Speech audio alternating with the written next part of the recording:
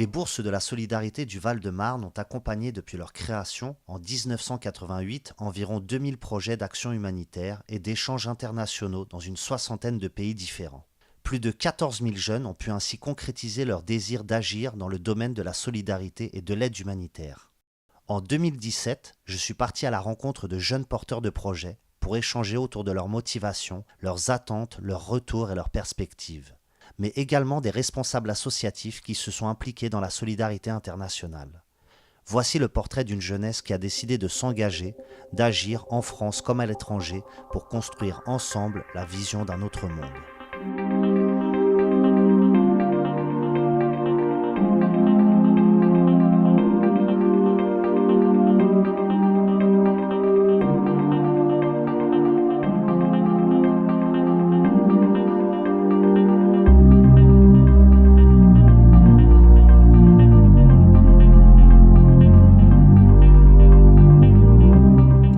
Cette année, on sera 6 étudiants de l'ESME à partir à Madagascar avec l'association ID Madagascar dont je suis la présidente. On y va pour réaliser un réseau d'eau, une école. On fait aussi des collectes, donc il y a tout ce qu'on a collecté qui est dans ce local-là, donc c'est le local de l'association. De ranger des affaires pour les emmener à Madagascar, donc il y a des habits, il y a des lunettes, on va prendre les ordis après. C'est lourd, non, des lunettes? Tu peux peser vite fait, enfin, si tu vois. Oh, ça fait au moins 20 kilos.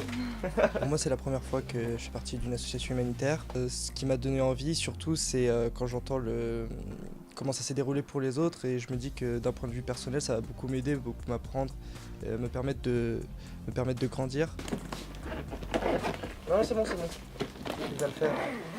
Mon premier chantier réellement à l'étranger s'est passé il y a quelques années. Et en fait, j'ai été invité par les dirigeants d'Emmaüs Synergie à participer à un convoi qui partait de Paris, qui allait traverser l'Espagne, le Maroc, la Mauritanie, pour arriver au Mali. L'idée, c'était de partir de Paris avec une douzaine de jeunes. On avait 3 véhicules. Et donc de traverser tous ces pays pour amener ces véhicules et à la fois amener certaines denrées qu'on avait aussi dans les véhicules. Mon premier projet, je l'ai monté, j'avais 20 ans. Donc j'ai organisé un premier voyage humanitaire en Égypte. On était une quinzaine de jeunes volontaires à partir sur le terrain dans un bidonville. L'objectif du projet, c'était de rénover une école et d'apporter du matériel scolaire aux enfants de ce bidonville, sur le Caire. Et du coup, la motivation, c'était vraiment au départ un leitmotiv personnel. Et après, c'est devenu un combat de tous les jours parce qu'il y avait des réelles difficultés.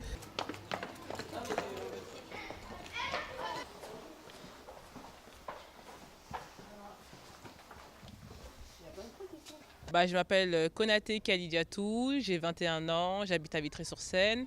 Et cet été, nous allons partir à l'île Maurice pour un voyage humanitaire. Regardez, on part dans un pays où on ne connaissait même pas. Si c'était le Congo, c'était facile, ou peut-être le Mali, ou quelqu'un connaissait, ou peut-être l'Algérie. On part dans un pays inconnu, on s'est lancé un défi. Après, peut-être là-bas, de vous repartir les tâches, à vous de voir qui fait quoi. Alors du coup, on est 9 jeunes à partir. C'est 9 jeunes entre 21 ans et 25 ans. Moi, je me suis retrouvée dans l'association parce que j'avais arrêté l'école, je travaillais, et puis je me suis arrêtée car ça ne me plaisait pas. On va voir la vie là-bas, elle est comment? Parce que quand on dit l'île Maurice, on pense forcément la plage, la belle vue, mais on oublie qu'il y a la pauvreté. Il y a beaucoup de pauvreté, il y a des orphelins. Non, justement, ça, je dis. Ouais, non, personne n'avait personne, on est des adultes. Ah, mais on est des adultes, on va se réveiller. T'inquiète pas. Bah oui. Alors moi, j'avais 19 ans à l'époque, la première fois que j'ai participé à un projet de solidarité. Du coup, moi, ça m'a permis de rencontrer un autre peuple, une autre culture, une autre façon de voir la vie, une autre façon de l'aborder aussi, la vie. Et ça m'a permis je pense, de grandir, parce qu'à 19 ans, on a pour seule perspective ce qu'on rencontre en France, et du coup de rencontrer un autre peuple, ça m'a permis de m'ouvrir. Donc ça c'est ok, je vais dire ça c'est ok, donc on va désigner ça. Je suis étudiante et ça fait maintenant 3-4 ans que je fais partie de l'association ACODES. Alors l'association ACODES a pour but d'aider dans le développement de l'éducation, de la santé. Dans le village par exemple de Ouéla, où ils ont eu construction de bibliothèques, de dispensaires, amélioration des écoles, envoi de matériel informatique. Je suis dans cette association depuis l'année dernière. Donc c'est le directeur Mohamed qui m'a parlé de cette association et des projets qu'il avait. Et du coup, en fait, si je me suis impliquée dans cette association, c'est du fait qu'il ciblait les Comores. En fait, on est Comoriens, on va là-bas en vacances, mais on ne voit pas l'autre côté des choses. Du coup, l'année dernière, on est allé en mission de repérage dans les écoles et également dans les hôpitaux. On s'est rendu compte que les besoins étaient vraiment conséquents, en fait. Comme Pauline et Louis, c'est la première fois que je vais partir en projet humanitaire comme celui-ci. Et je suis en études de médecine, donc aider les autres, et c'est vraiment quelque chose que j'ai envie de faire et qui me donne envie. Je suis vraiment impatient de partir. C'est un aboutissement de tout ce qu'on a fait du coup depuis le début du projet, et j'ai hâte.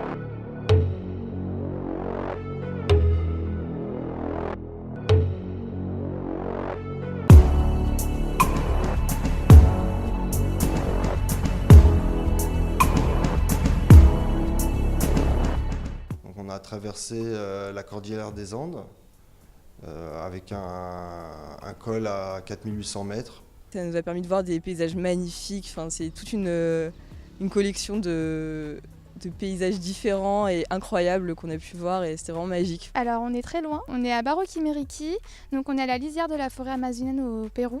C'est une communauté Achaninka, donc les Achaninka ce sont des gens natifs d'Amérique du Sud. C'est un centre qui loge et qui accueille pour le travail plusieurs sabios qui font de la médecine traditionnelle Achaninka. Donc il y a 3 sabios qui sont là en permanence sur le centre, et puis il y en a aussi quelques autres qui ont chacun leur spécialité. Et donc ils reçoivent des patients et les traitent avec la médecine Achaninka. C'est avant tout de ça que ça traite le projet du centre, c'est préserver une culture. Sabios, ça veut dire savant. Ce sont ceux qui ont le savoir, la culture médicinale, c'est ce qu'on peut apparenter à un chaman. Soy sabia de Bajo Quimerique, pero soy de la comunidad de Pampamiche.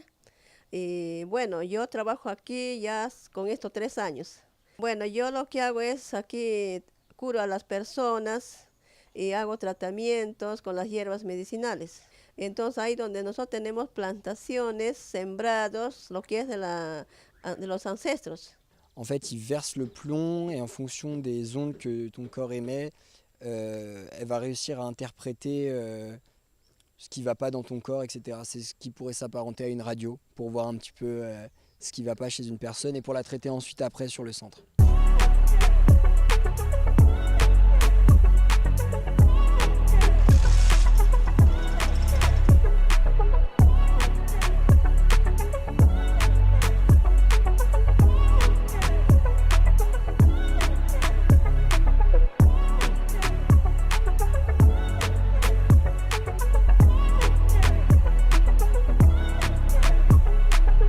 On est là depuis une semaine, on a bien avancé sur notre projet parce qu'on avait différentes missions. On a commencé à construire un compost domestique. On a acheté du bois pour continuer nos constructions et faire un espace de stockage avec 2 bibliothèques.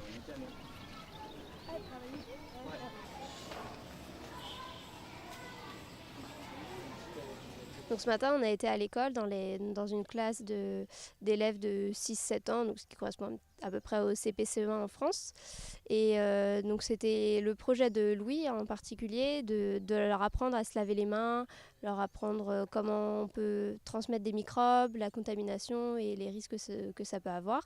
Et donc il y avait des petits jeux, on leur a d'abord expliqué qu'est-ce que pouvait être un microbe, qu'on ne pouvait pas les voir à l'œil nu mais qu'ils existaient quand même. ¿Es tu microbio? ¿Sí? ¿Cómo se llama? Qué bueno. Moi, à la base, je suis infirmier. J'ai travaillé 8 ans en tant qu'infirmier en réanimation et aux urgences. Donc moi, je me suis occupé de la formation premier secours pour apprendre les gestes d'urgence aux sabios. Fuerte. Hasta acá, mírame. Hasta acá, mira. Tú también. Sí, también. Estás vivo, no estás muerta. No soy muerta. Es bien. La première fois, je suis venu pour des vacances, donc pour des visites touristiques. Et là, ici, on est vraiment dans une zone qui n'est pas touristique. On est en immersion avec les gens qui habitent ici. Donc, c'est vraiment totalement différent. Comment je me sens bien, émerveillée, parce que du coup on découvre vraiment une autre culture, on est dans un cadre naturel, on est avec des sabios qui n'ont pas du tout la même méthode de médecine que nous, donc on en apprend tous les jours, on fait plein de choses et je trouve qu'on devient beaucoup plus autonome.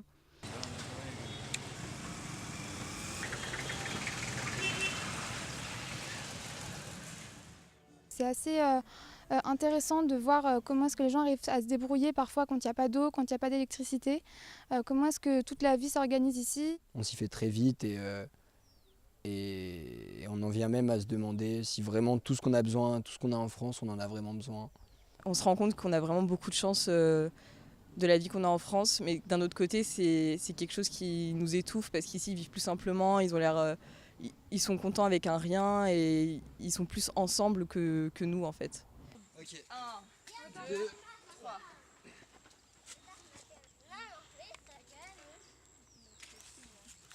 Et 1, 2.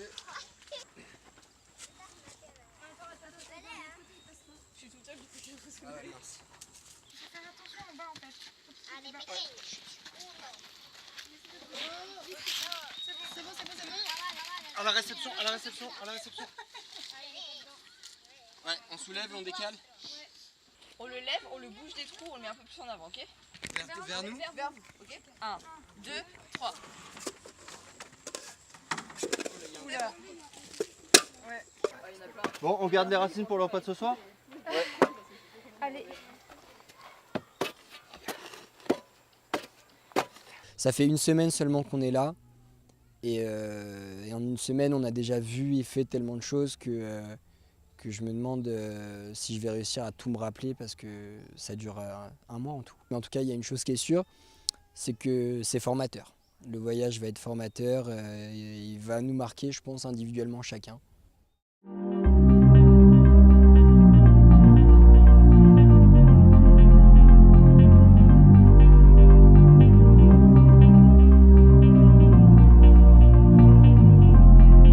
Ici, on est à Olamitsamihuli, en Grande Comore. On est au nord de Moroni. On est à 1000 habitants.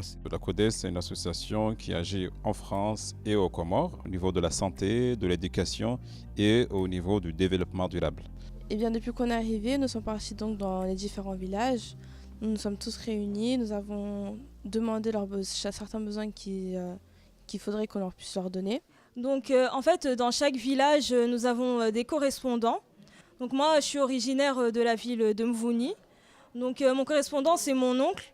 L'idée de la correspondance, en fait, c'est vraiment d'avoir un suivi tout au long de l'année. La mission, c'est de passer dans les hôpitaux, voir les responsables, demander leurs difficultés pour remonter notre projet pour les aider. Ensuite, on a fait la visite de quelques postes de santé.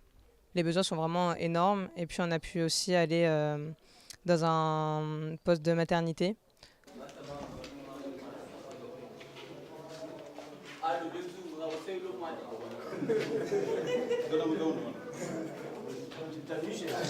dans l'hygiène aussi. Oui, au niveau des gants, des antiseptiques. Ouais, c'est vrai.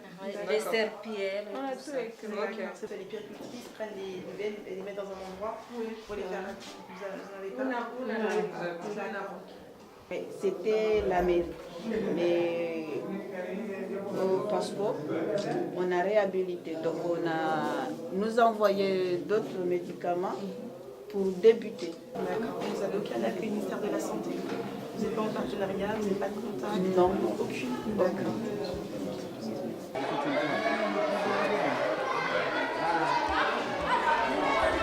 Le but vraiment c'est de vous aider à étudier dans les meilleures conditions, que vous puissiez ensuite avoir de bons travail, etc. Et que vous puissiez vous épanouir en gros dans vos vies. Ce qui me choque le plus, c'est quand on a visité les écoles, en fait, l'état des bancs dans lesquels les élèves s'assoient, qui sont cassés, les dossiers, il n'y en a pas. Mais également le fait qu'il y a certains professeurs qui nous ont dit qu'ils devaient se débrouiller eux-mêmes pour acheter les craies et tout ça.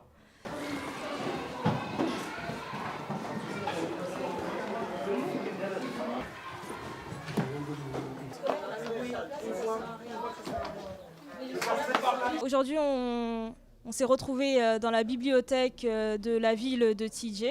Donc il y a eu une remise des cadeaux comprenant un jogging, brosse à dents, dentifrice, crayon, stylo et cahier.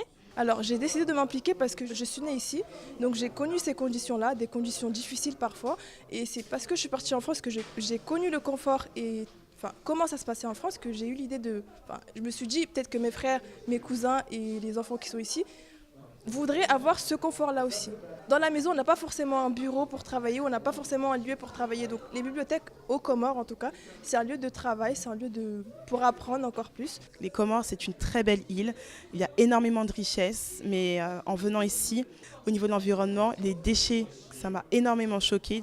Ouais, ici aux Comores, depuis longtemps, comme si nos villages ne sont pas très jolis, les gens ont l'habitude de jeter les ordures n'importe où, même dans la rue. Mais nous, la nouvelle génération, on essaie d'améliorer. Tout le monde vient ici pour jeter des ordures, mais il y a des gens de cette localité qui mettent le feu pour dégager toutes ces ordures.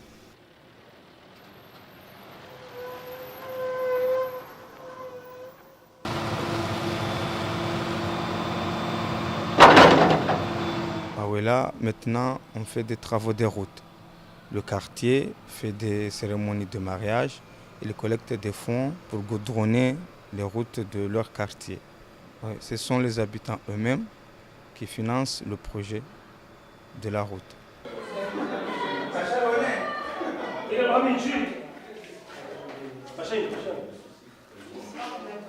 Ce qui m'a le plus marqué, ça a vraiment été le moment où on a ouvert la ludothèque pour les enfants en fait. Ça m'a même émue en fait, parce qu'il faut savoir qu'aux Comores, les enfants, leurs jeux, ils se les créent eux-mêmes.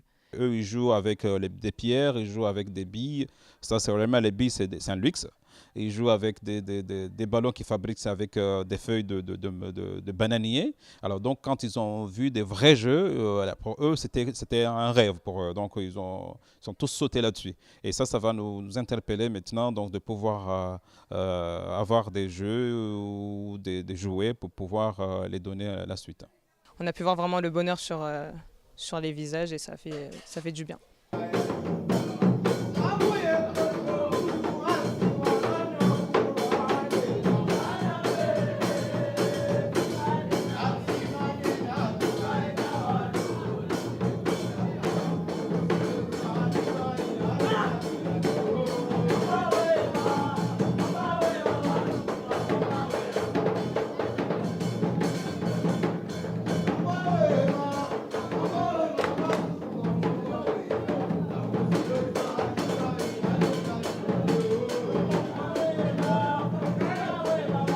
Une fois que ces jeunes sont là, pour eux, ils viennent apporter quelque chose, peut-être une pierre sur quelque chose. Mais ils apportent beaucoup plus que cette pierre parce que en fait, les jeunes qui sont ici, du coup, ils prennent conscience de beaucoup de choses.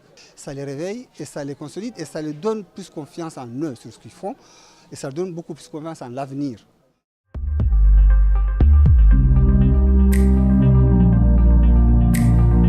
Tous les voyages marquent. Que ce soit celui de quand je suis parti en Afrique, quand je suis revenu, à chaque fois il me faut pratiquement un mois pour m'en remettre. Alors, premier jour quand je suis revenue en France, ça a été très dur. Très dur. Franchement, je vous dis la vérité, j'aurais vraiment voulu rester parce que je me dis qu'il y a tellement à faire aux Comores. Il y a tellement à faire. C'est vrai qu'on est un peu, quand on rentre chez nous, on réalise un peu tout ce qu'on a un toit au-dessus de la tête, qu'on a tout, tous les jours à manger, matin, midi, soir, on mange, on grignote, tout ce qu'on a, on a l'école, il y a nos amis. C'est vrai que dans certains pays, c'est pas évident. Et c'est vrai qu'on a une petite gifle. C'est quand j'arrive chez moi et puis que j'ouvre l'eau du robinet, je me sers à boire. Alors eux, ils font plusieurs kilomètres, peut-être même pour aller chercher de l'eau, surtout dans le sud de Madagascar, c'est ultra aride et donc du coup, cette eau-là, tu l'as pas d'un claquement de doigts, quoi. Ici, c'est vraiment monnaie courante, alors que là-bas, c'est super rare, quoi. C'est comme de l'or. On est parti voir des familles. On a vu une famille, une maman avec 5 enfants vivre dans un 10 mètres carrés. La salle de bain est dehors, les toilettes sont dehors. C'est juste invivable. Et par exemple, quand tu ouvres ton frigo et tu vois 2 tranches de tomates et tu dis il n'y a rien à manger, là, crois-moi qu'à mon retour de l'île Maurice, mon frigo il est toujours plein. Quoi qu'il arrive, il sera toujours plein et il est toujours plein.